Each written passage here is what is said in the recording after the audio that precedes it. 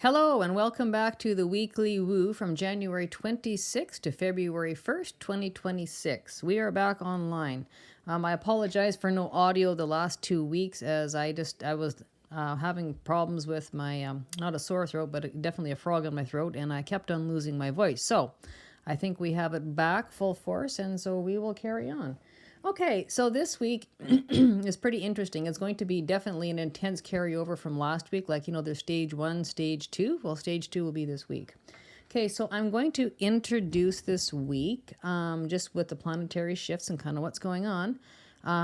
We have on January 26th, Neptune entering into Aries.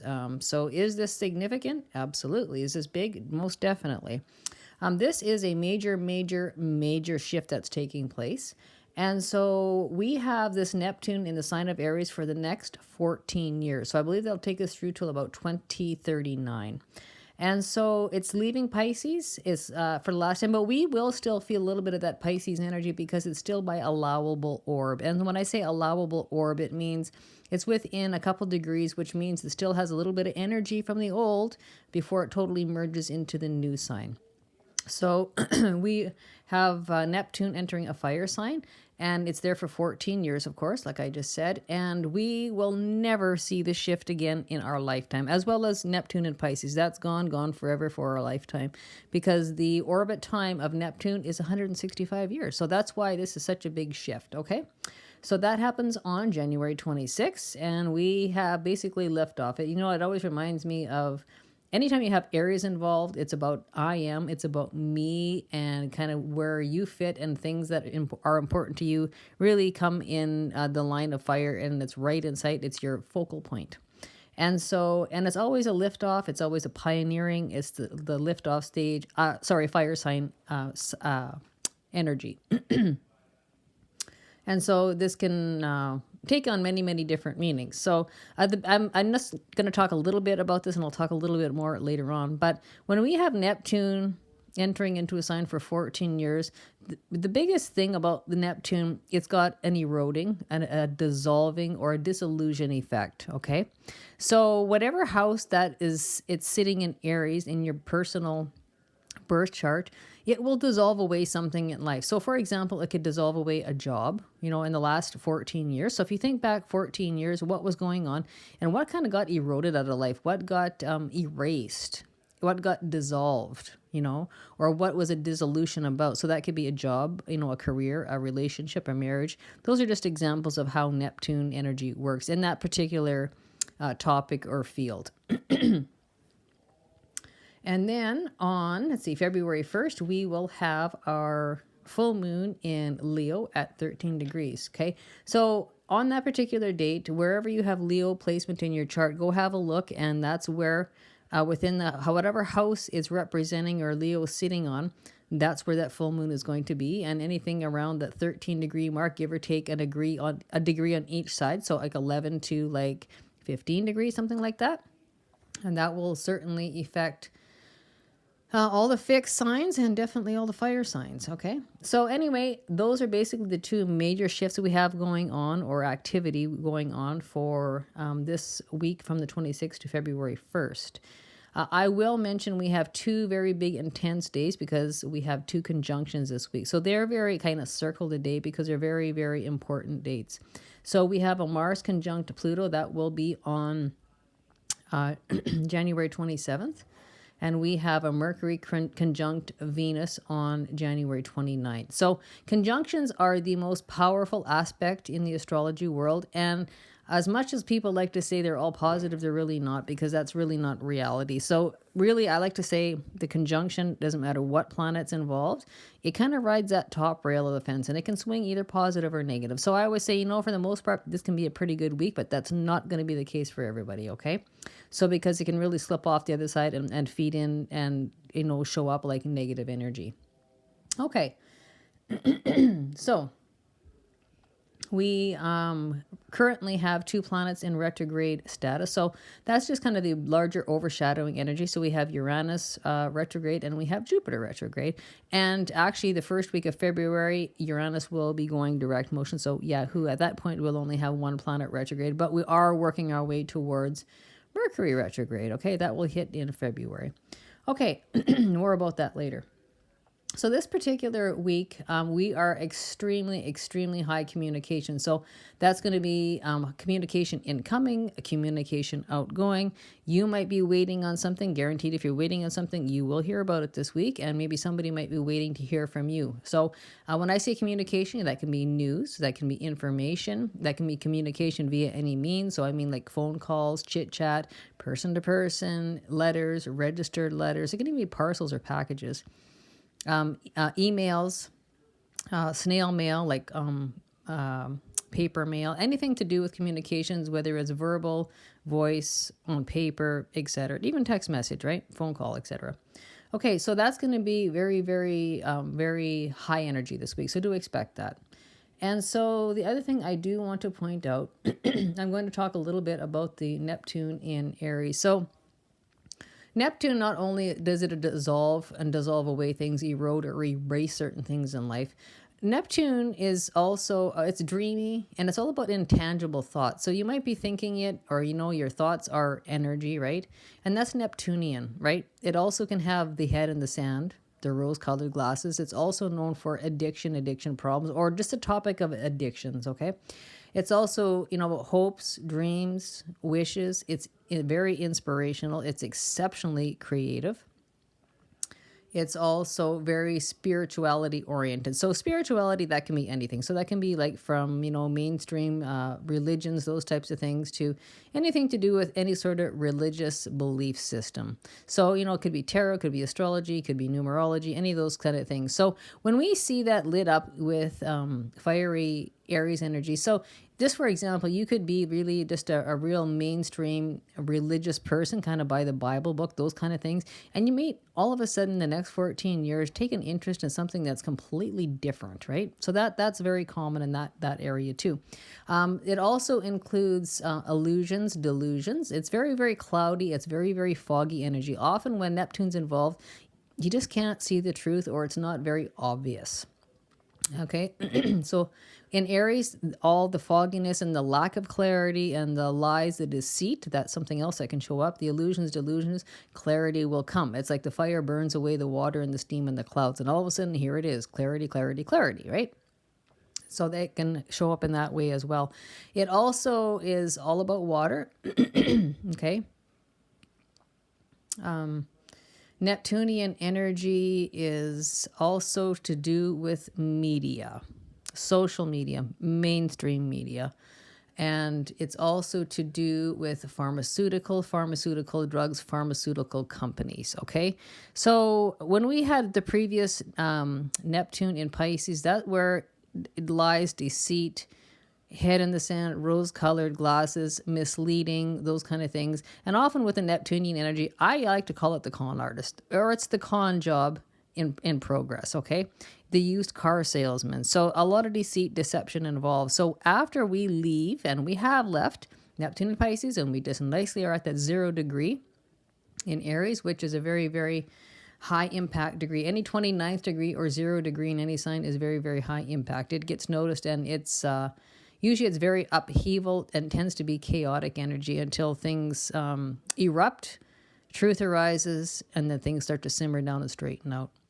So with Neptune in Aries, you will start to see the facts, the fiction and the falsehoods, the deception, the fogginess, the lack of clarity burns away. And so a good example of this would be sitting and watching all those hidden, foggy, elusive falsehoods, lies, deceit on a global level, for example, in any thing to do with politics or politicians. We're seeing that right now. So if this doesn't make sense to you on a personal level, we can always see the experience unfolding on a global level, okay? And so something else, so that covers so many areas. Neptune is very creative. So if you're going to go down the creative path, the inspired path, those kind of things, it's also very artistic, right? Creative, artistic, musician oriented, musical, those kind of things. So that would be like, for example, if you had a dream of being an artist or starting up something that was like a creative project or idea, starting off a new business to do with those types of areas, this would want to take you there. You know, that Aries really lights that spark, and it kind of lights a fire under your quiche to get going, and everything begins to take off. Aries is the baby of the zodiac. It's step number 1 out of the zodiac. It's the first sign. And remember, there's 12 signs. So it's number 1 out of 12 signs. So that's why they call it the pioneer, the beginner, the starter, the fire starter, the go-getter. And energy is definitely go-getter energy. And it doesn't matter what planet it's in. It always wants to go, it always wants to do. So the other thing you would tend to want to have a little bit of caution with is do not burn out. Do not take on more than what you can handle, because Aries, it doesn't matter. It wants to do this and it wants to do that. And it's a straight line of energy wanting to do it. Look straight ahead, straight forward. Okay. So like I said, you can see, and another good example to see Neptune play out is pharmaceutical companies, pharmaceutical representatives, or pharmaceutical drugs. Okay. That can be highlighted where you begin to see truths unfold and things were not how they looked. Addictions. That is something else I want to touch in. So that they can all addictions, but it can also cover around mental health, depression, mental illness. So it's all to do with the mind, the mentality. And again, it's that dreamy, creative energy. So it's also like always the intangible thought, right? So just something that covers a lot of things in a lot of areas, and it will definitely apply to everybody differently. Okay, so moving on.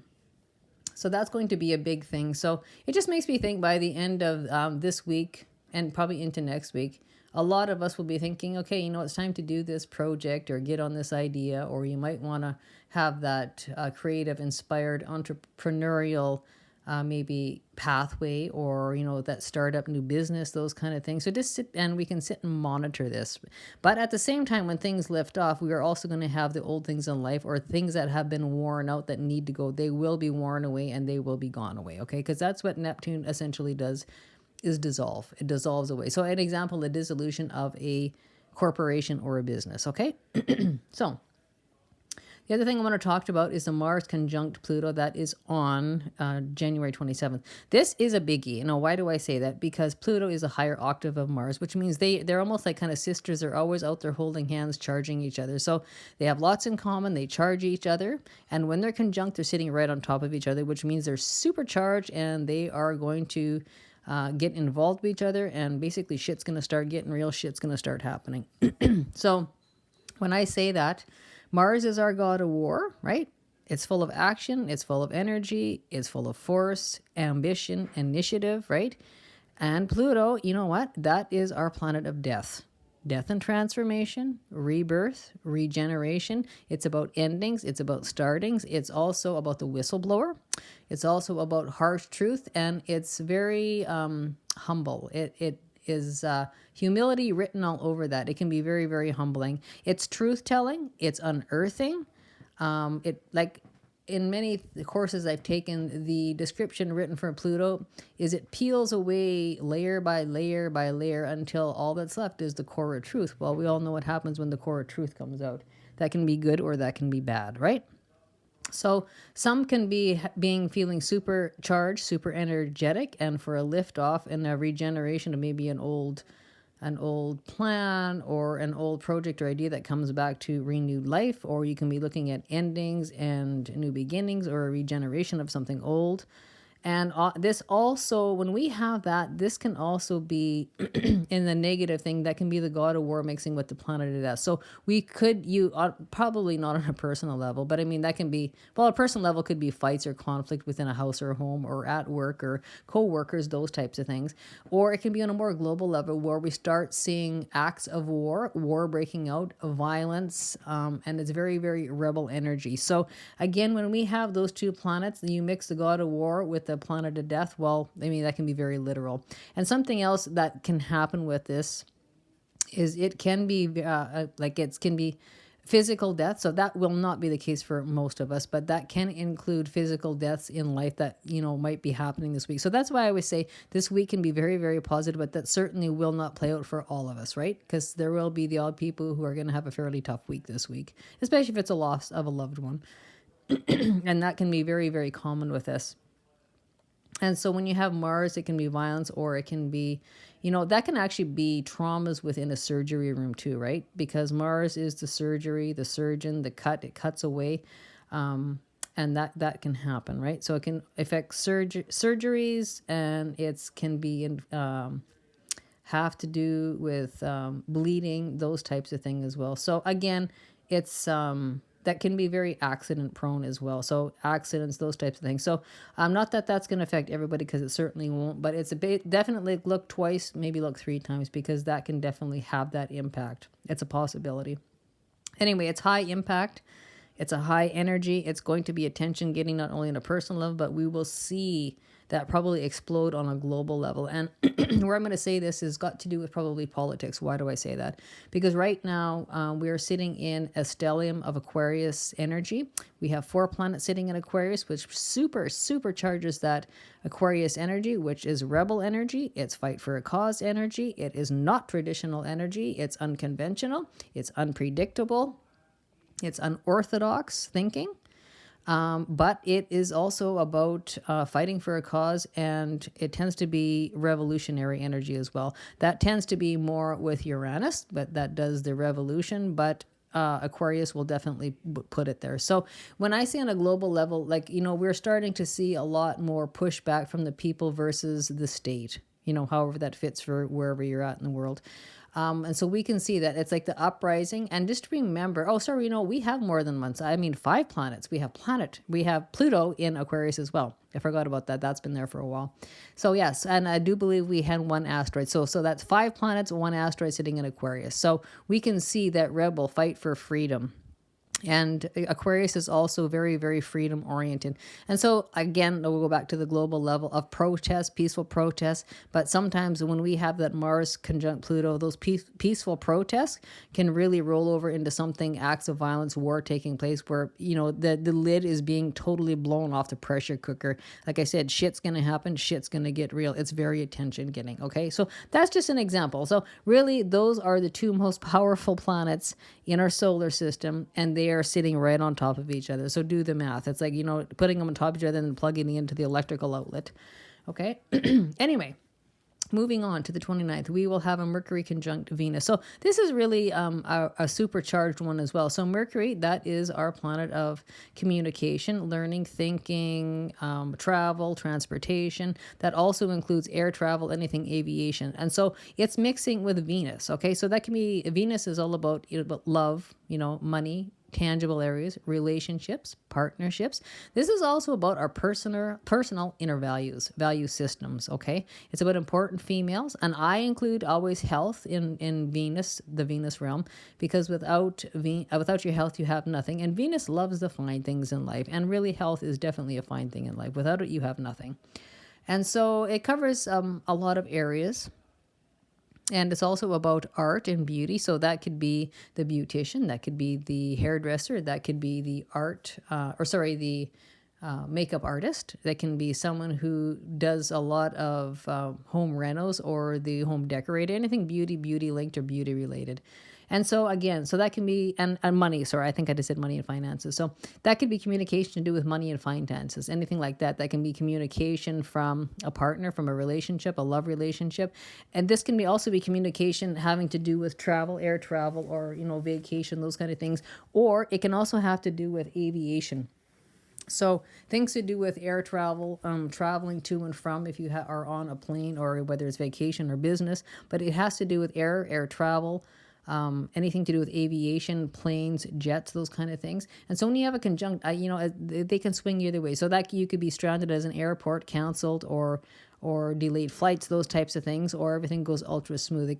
There's no happy medium. It's one or the other. Okay, so anyway, so that's why it's a really jacked up week for communication, because not only do we have a very, very, very busy Mercury, anytime we have aspects going to Mercury, that means that communication is through the roof. And the other thing that really boosts the communication is because we have that stellium in Aquarius. Again, so we have the Sun, Mercury, Venus, Mars, Pluto, and we have, I do believe, Pallas Athene that just moved into Aquarius here last week. So that really amplifies that energy. So that can be even communications about freedom, freedom rallies, those kind of things. It's a rebel energy. People have lots to say and they're going to get very active because Mars is also there too. So it's a very interesting week to say the least. And with some of these things, I'm going to say on the global scale, in the political world, we can probably see politicians probably losing their positions, their title, being stripped away or being actually removed. Okay, so again, that can be due to the whistleblower, and again, we have Pluto. That is the death of anything. So that can be, not only physical death, figurative death. The so and so's position, career as a politician, a leader, a whatever, has just officially come to an end. Because why? The truth came out and they've just been removed. So I'm just saying on a global level so that makes sense to everybody on a personal level. Is it going to happen on a personal level? It could, but just so you know what that actually energy means. It's a really, really jacked up, energized, action-oriented, action-packed combination. Okay? Okay, and so with that being said, that covers most of what I want to talk about there. So again, this is really going to play out on like a global scale. And we'll see a lot of this, and hopefully it plays out to the positive. And I can just see people's energy and attention and focus really being directed or shifted in a completely different way because of all this Aquarius energy and, the Pluto-Mars conjunction along with that Neptune and Aries. It just kind of shifts the focus elsewhere, right? And so this particular week, we have, we really don't have any super positive aspects at all. For the most part, we have 10 negative aspects, 0 positive aspects, but we have those 2 supercharged, superpowered conjunctions. And so the conjunctions can be really, really positive, or it can be really fall quite negative, okay? So not often do we have this kind of energy, but you just have to make the most of it, roll with it. And it's going to be a very, very busy week. And something else I want to say too, is make sure you prioritize your tasks, your information, your responsibilities, because there's some things that are going to be vital and very a major priority, and some things are not. So do know the difference. What's not a priority, toss in the back seat. It can wait till next week, right? So don't overcrowd yourself, don't overcommit, and don't overdo and be very, very tired, because this week could actually be quite exhausting. Okay. And the other thing is, when I look at this week, your plans are not going to stay the same. It doesn't matter how hard you try, they're not going to stick. You think you're going to write them in concrete? That's not going to happen. Okay. So now why would I say that? I'm saying that because we have those annoying negative minor aspects going on. And so when I say that, that is right full of semi-sextiles, it's full of quintiles, it's full of a bunch of semi-squares, biquintiles, those kind of things. Those are the little minor negative aspects that are a real royal pain in the rear end. So those are the ones that always change plans, alter plans. And this particular week, we could actually be looking at plans changing, a couple times in a day, not just, 1 or 2 times in the week. It's probably going to be multiple times a day. So just get used to it, roll with what works. If it doesn't work, go on to plan B, plan C. Be very, very adaptable. Be very, very flexible. Be willing and open to change. Because if not, a week like this can be very, very frustrating. So, have maybe, 1 through 5 plans, A, B, C, D, E. And what goes smooth, roll with it. What doesn't, change the plans or roll with plan B or C. It's just how it's going to be. Okay, and something else towards the end of the week, I talked a little bit about this, is we have our full moon in Leo at 13 degrees. So not only do we have a charged up Mars and Pluto, we have mega Aquarius energy, which is rebel freedom energy. It likes its space and it will not be boxed in. It will not be tied down. It's going to be supercharged by that fiery full moon. And so full moons, new moons do bring out the worst in human behavior. So just keep that. And if you're throwing a hook, don't bite the hook, throw the hook back. So avoid anything that doesn't involve you. Do not engage, because that probably will take you nowhere good this week, because it's just that kind of feisty, fiery energy. Something else I want to mention on a positive is that we have so much Aquarian energy. So like I said, it's kind of freedom fighting. It likes its freedom. It requires its freedom. It is not a traditional energy. It is unorthodox. It's unconventional. So this is, would translate to me, this is like the weird ideas that just work. So it's weird. No one thought of it. that's not something that we would normally do for a resolution, answer, or a solution. But you know what? This is the time where, that weird idea or that random thought or something that's totally unorthodox, very unconventional will work very, very well. Okay.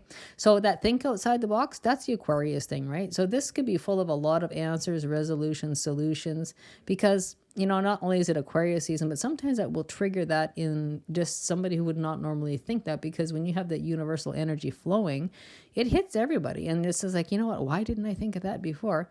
Well, it's because you didn't, because we didn't have that much Aquarius energy floating around, right? Okay. So something else I wanted to mention too is we have our health houses lit up. So when I say that, the health houses are house 1, house 6, and house 8. And so when I see this, there's going to be a very, very sharp health focus. So what does that mean? Good or bad? It can be both, right? But, it doesn't always mean good, doesn't always mean bad. It just means I need to take a sharper look and a sharper focus and start fine-tuning my health for various reasons. So those various reasons will be different for everybody, okay? So the house 1 is always about the physical body. And that tends to be Aries. It's Aries ruled, which tends to be about the head, the brain, the mind, anything around on the head, in the head, eyes, sinuses, in behind the eyes, face, mouth, teeth, those kind of things. And when we get into house 6, well, that is strictly a health house, right? And so that goes around diet, exercise, daily routines, and a sole focus on the health of the body, along with house 1. And we need to be sharp and super focused and start refining things to perfect or better our health. House 8, that is the house of surgeries. Okay, so some of us might be looking at surgeries, booking surgeries, talking about booking surgeries, or we might be talking about surgeries we had previously. So post-operative conversations or news or information, those kind of things. It's also about the mental and emotional health. Okay, so often when that late 8th house is lit up, that also not only includes surgeries but hidden procedures. So for example, like facial facelifts, any sort of maybe breast augmentation, or this can unfortunately involve abortions or those kind of things where procedures are done. It's not public. Nobody knows because, well, it's no one else's business. But those things can happen in that particular time zone. Okay, so we are going to move on to the house content. Okay, so when I talk about, let's move on here. We're going to be talking about, okay, house content. Okay, so when we talk about this, so that's going to be about the physical body, the weight loss, wellness, illness. So that is, you may be identifying the illness and finding something that makes you feel better or the solution for recovery and healing, okay? So this can also hover around being recognized for what you are, who you are, or knowing what you do. And this can also be the physical appearance, right? Or your identification of how you're noticed or seen by the public, right? And again, the head, face areas, internal, external. Okay, and this also includes your perspective, your viewpoint in life. Okay, and so this will also cover around the communications. Okay, that will also include air travel, plans, those kind of things, airlines, airplanes, those types of things, flights, aviation, anything under the radar with that. So communication, so that will be with relatives, right? So that will be with siblings, that will be with neighbors in your local neighborhood, your local town. People who you are close to. This can also cover, again, amplify the communication. So this also can cover computers, iPhones, iPods, anything to do with a personal device system. Social media platforms, internet, anything, right? Transportation and mobility. So that can be physical transportation, modes of transportation. So meaning that could be anywhere from a scooter to a quad to a car to a truck to a wheelchair or whatever, right? So any form of transportation rather can be included. This can also include writing and editing. So this is short trips to and from uptown to the neighboring town, all over, maybe to your relatives out in the country. This, I will also warn, has got a gossip problem. And so the 3rd house, when it's lit up, which is ruled by Mercury, which is why I'm saying this, gossip can be a problem with this. So do not gossip. Do know what you're talking about. Know fact from fiction. And even if you do know fact from fiction, it's probably a better idea just not to say anything, right? Keep it to yourself. Okay. Then we will take a look at house 6. Okay, so again, that is the health house. And so that's about health, healing and wellness, right? If you have any health issues, and even if you don't have any health issues, sometimes change is good and you can tweak your health and you can just bump it up to even a better level of health, or just a health focus. You might be thinking about, I need to actually do something or get on a diet, an exercise plan, or supplements, or, straighten out the medications, anything like that. Okay, and it can be about finding systems, organization, work, details. It can be about doing things that are very, very important to you, and mentorship. So someone might be mentoring you, you might be mentoring someone else. And it's about daily routines. This can include employees and employers. And so on the negative area in the sixth house, it can be slightly a bit of bad luck, and it can involve the topic of slavery or enslavement. So that can take a totally different meaning. So for everybody. So for example, enslavement, that can be enslavement or slavery. Maybe you're feeling enslaved to your job because of the debt load, right? You have to be there because you have loans to pay. You hate the job, but you're there anyway. Or enslavement or feeling a slave within a relationship. So those are just two examples that won't apply to everybody, but just so you understand what I'm talking about. Okay, so then we come into the 8th house. Now, this is very, very highlighted because we have that Mars conjunct Pluto. So this is where this is going to rise. So this can have to do, this is a water house. It's a house of the hidden secrets, right? Anytime you have a water house, it's below the surface. You can't see it. So again, this is a health house to do with surgeries of any kind, current, previous, in the future. It's about hidden procedures. It can be about investments, inheritances. It's other people's money and resources. It can be spousal money, so that would include like alimony or joint bank accounts. Collaboration and debt. It can be big debt load. Capital, again, loans. Any sort of taxes, so personal taxes or income taxes, anything to do with tax, something like that. And again, when we have a conjunct, that could be tax owing or that could be a tax refund, right? Legacy, it can include credit. So, credit reports or your credit might be a topic this week. Intimacy, sex, and marriage. This is also a relationship house, right? It's a power and control house. And we've seen that play out on the global level. Psychology, parapsychology, mysteries, esoteric, mystical, occult, mysticism areas. So it really, really likes those areas as well. It's also the lotto house, right? Other people's money. Okay, and it's also about estates, or estate affairs. So you might be, looking after estate or those kind of things. Insurance, like I said, investments. And again, shared money. So however that would fit. So shared money could be even in partnerships or business, right? So that, maybe you have shared money like a business loan together with another person. And this covers estates, wills, and funeral planning, okay? And when we talk about Waterhouse, again, it's hidden, it's unseen, it's the unseen realm. So often hidden or secret big money. So often we see this showing up on a global level, a money that was hidden from the public and all of a sudden it gets surfaced, right? The hidden has been revealed and then there's kind of hell to pay that goes with it. This is also the self-empowerment house, which is a beautiful, beautiful placement in this house or meaning in this house. All right, that would cover that. Oh, something else I want to talk about, the 8th house. So when we're talking 8th house of Pluto rules the 8th house, Scorpio rules the 8th house. This can also cover the topic of cancer. Okay, so cancer treatment, cancer diagnosis, any types of cancer doesn't mean you're going to get a diagnosis, but you might just be talking about it in conversation. So when we have that 8th house, that for, the health or health areas, that definitely includes the topic of cancer anywhere in the body.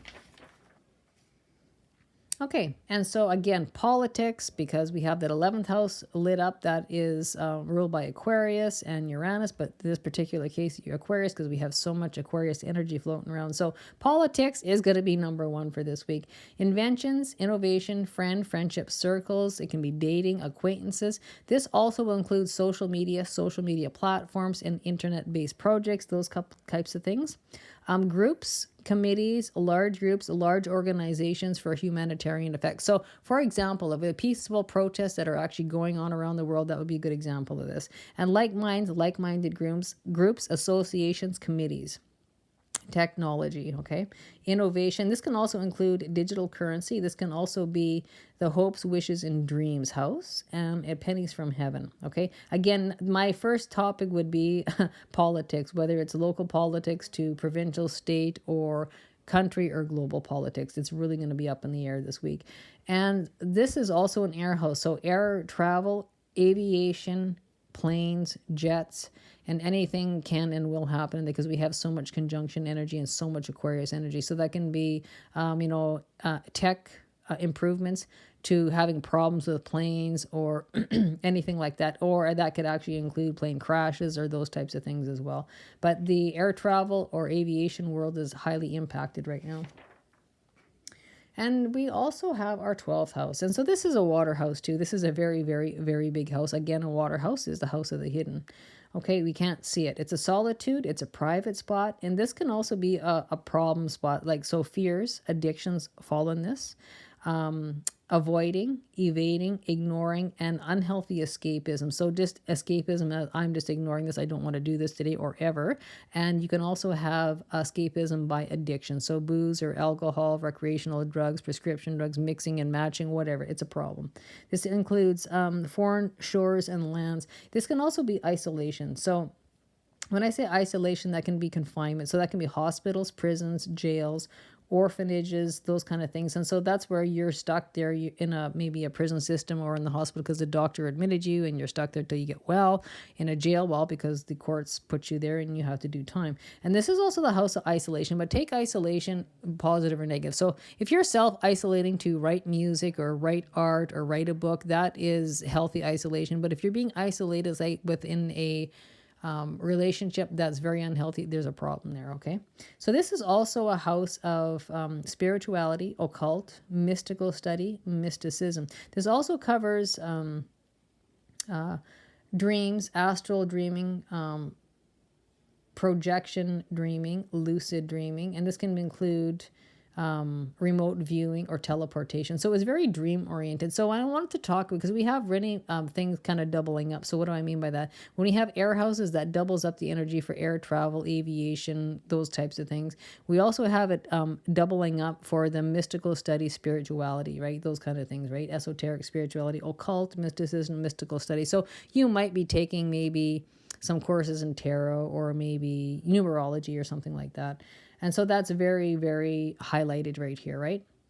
The other thing, the 12th house is very, very, very well known for things going on behind the scenes. So when we say things going on behind the scenes, that can be secret things, hidden things that no one's supposed to know about. But it can also be the person who is the workhorse behind the scenes. Someone else is the boss, but all the employees are doing the work behind the scenes that gets the job done, right? So take that behind the scenes and put it where it belongs, right? And again, hidden or secret things going on. And this is also about rest and retreat, rejuvenation, self-recharge, self-care. So I think for the most part, a lot of us should be doing this. This is also the house of the subconscious mind, okay?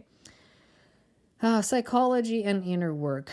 Okay, so I mean, I don't think we ever run out of things there that we can do our inner work with. There's always those things or those shadow areas that we always have work to do. And so, like, again, the cosmic soup, the esoteric, but this is also about the Akashic records. It's also a very artsy, creative, and inspired house as well. This also includes past lives. So if you believe in past lives, that's cool. If you don't, that's cool too. But this is very highlighted as well, okay? And the last thing I'd like to mention about House 12, this is about the redefining of you as a person, as an individual in life. So what do I mean by that? So for example, redefining you and redoing your ego. So that means taking a loss, losing something, erasing something, and then having to rebuild yourself. A great example of that is a divorce. All right.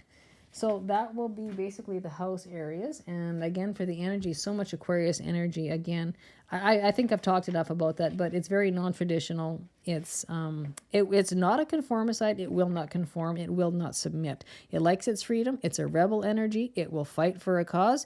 Just know that with so much Aquarius energy, do be sure you are fighting for a cause, because with that much Aquarius energy, sometimes people like to fight just to fight, and it really kind of gets you nowhere, right? You're just wasting energy and time. So have a focus in mind what you're fighting for. It's freedom. Like I said, it's not submissive energy. It's unconventional. It's unorthodox. It's also very independent, and it's all about being an individual, and it's inventive. And it likes to see progression, right? It's a rational sign. And it's also about having altruism or being altruistic, okay? And so the thing of it is, too, with that much Aquarius energy, can be a little bit unpredictable, right? And definitely rebellious, okay? But it's also very, very future oriented, and it can be very, very stubborn about it. But remember, stubborn isn't always bad. Stubborn can be very good, especially if you're fighting for a cause. Okay, and the Aries energy, well, like I said, that's the pioneering energy. That's the go-getter energy. It's the liftoff. It's the phase one, the chapter one, the number one step. And so, and also just note when we do see this, again, that's that Neptune and Aries, or Neptune, yes, Neptune and Aries energy. So very eye-oriented, where you would step up to the plate. My interests are going to come first. My views are going to come first, or I'm going to take the first step, and I'm going to take a one for the underdog. Stick up for the underdog, or take one for the team. It's very much that. And just remember, just have a little caution, because Aries energy can be very, very eager, but it can be very, very impatient and impulsive, right? It can be egotistic. We don't want that. So do keep that in check. It's also very, very creative. And it's full of courage, right? It's very, very motivated. It's bold, okay? But do keep all those kind of things in check, because Aries energy can be a bit of a runaway if it's not kept in check. Like tempers can run wild, and you can end up with high tempers, fights, wars, conflict, and especially acts of violence, okay? So that would be something I'd be just a little caution of, and I would warn about. Okay, and again, something else with Aries, it can, on the lower energy, on the lower side of it, can be selfish and domineering, okay? And it can be belligerent, right? So just that's something else. But it's got so many good qualities about it as well. But fire burns hot, and that's any fire sign. So that's Aries, Leo, Sagittarius. And Aries is also about sovereignty. So we can definitely see this playing out on a global scale too. So sovereignty, freedom-oriented, fight for a cause, fight for freedom, basically, is in a nutshell what we're going to see here. Okay, and so those are kind of the major energies playing out. And again, we have that Pluto, Mars, that's very impactful. Like, things are going to happen. They're going to be uprooted. They're going to be ended. They're going to be explosive endings, but also explosive new beginnings.